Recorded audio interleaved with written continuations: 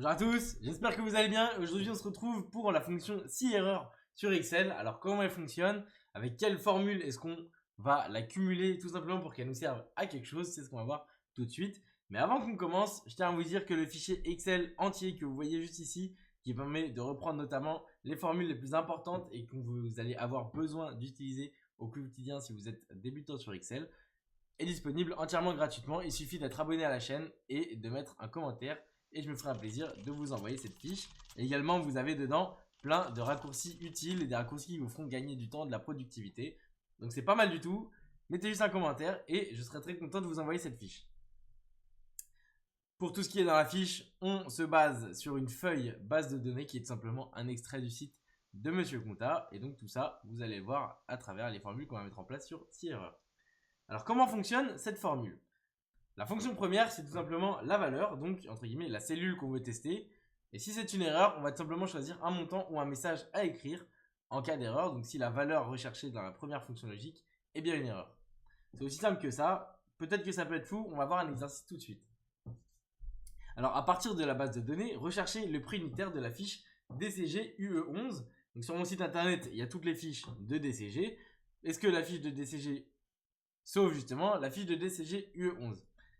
C'est pour cette raison qu'en extraction, on ne va pas pouvoir trouver une seule vente de cette fiche de DCG UE11. Mais ça, c'est le test qu'on va devoir faire. Si le produit existe, alors afficher son prix, existe ou alors a été vendu en tout cas. Sinon, afficher produit introuvable. Donc là, comment est-ce qu'on va faire? On va cumuler la fonction si erreur et la fonction recherche x. Ça peut paraître assez barbare, mais c'est vraiment très simple. Donc si il y a une erreur, et d'ailleurs, si vous n'avez pas encore vu ma vidéo sur la fonction si et sur la fonction recherche x, je vous invite à aller d'abord faire un tour sur ces vidéos-là et après revenez sur cette vidéo, ce sera plus simple pour comprendre si vous ne maîtrisez pas encore ces deux fonctions. Donc si il y a une erreur, lorsque l'on recherche dans la base de données fiche DCG UE11, donc dans la colonne produit, ça veut tout simplement dire qu'elle n'a pas été vendue ou alors qu'elle n'est pas en vente. S'il y a une erreur, donc tout ça, ça permet de dire s'il y a une erreur, puisque maintenant vous savez bien que la fonction recherche x, lorsqu'elle ne trouve pas l'élément recherché, la valeur cherchée, elle renvoie automatiquement une erreur. C'est-à-dire que dans tout le tableau, elle n'a pas retrouvé fiche DCGE 11 et donc elle va ressortir en hashtag NA par exemple. S'il y a une erreur, on veut afficher 0.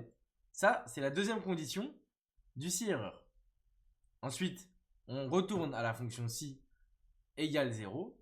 Alors, si le si erreur renvoie 0, nous allons afficher produit introuvable. Si par contre ce n'est pas le cas, on va bien faire la recherche et on va afficher le prix de la fiche, le prix unitaire de la fiche. Ici donc, je vous réexplique en dessous les conditions. S'il y a une erreur lors de la recherche X, renvoyez 0. Si 0, alors renvoyez produit introuvable. Sinon, on veut renvoyer le prix unitaire trouvé en face de la fiche. Et je vous mets également le petit rappel. Lorsque recherche X ne trouve pas de correspondance, c'est-à-dire si la valeur recherchée est absente, elle renvoie l'erreur hashtag NA, ce qui explique donc l'utilisation de combiner si erreur avec recherche X. Et c'est dans ces cas-là qu'on voudra utiliser si erreur. Ça arrive assez souvent que votre recherche X n'aboutit pas. Par exemple, en cas pratique, si vous voulez comparer deux plans comptables, vous pouvez avoir des comptes dans une société qui ne sont pas dans l'autre société. Et dans ce cas-là, vous pouvez avoir des erreurs lors d'une recherche X. Imaginons que vous vouliez plutôt afficher un numéro de compte spécial pour les comptes qui n'y sont pas, ou alors juste une valeur ou un texte, n'y est pas, ou peu importe, comme vous souhaitez. C'est dans ces cas-là qu'on a besoin de la fonction recherche X cumulée à si erreurs. Voilà, si jamais vous avez des questions sur ces formules-là, n'hésitez pas à m'envoyer un message, à mettre un commentaire ou à me contacter sur Instagram, sur TikTok, peu importe, je vous répondrai. Et moi sur ce, je vous dis à bientôt pour des nouvelles vidéos.